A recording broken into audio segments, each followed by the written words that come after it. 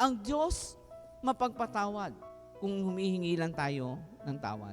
Pero yung yurakan mo, ang dignidad, lalo't higit ang banal na Espiritu Santo, yun ang sinasabi ng Diyos, kailanman hindi mapapatawad. Kailan nga ba natin natatanggap ang Espiritu Santo na sinasabi sa ating Ebanghelyo?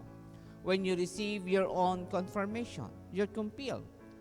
Doon, inilulukoban o pinagkakaloob sa atin ang banal na Espiritu ng understanding, the wisdom, fear of God, or whatever, and so on.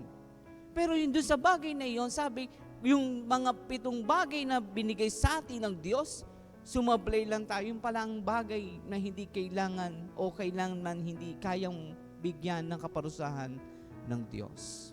Kaya nga makikita natin sa ating Ebanghelyo kung paano ang Diyos ay lubos na mapagpatawad sa taong labis na nagsisi sa kanyang kasalanan.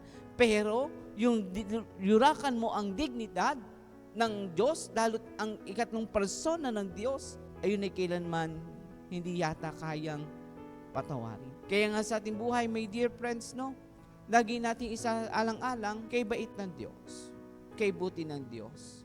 Dahil sa bawat isang taong lubos na nagsisi sa kanyang kasalanan, ang nais lang ng Diyos sa atin, magbagong buhay at tanggapin na tayo'y nagkakamali.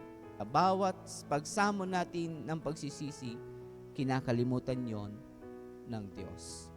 Kaya nga sa ating buhay bilang Kristiyano, tingnan natin ang ating mga sarili.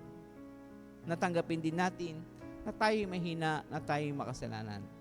Pero alalahanin natin, tayong lahat ay laging lubos na umaasa sa biyaya at pag-ibig ng Diyos.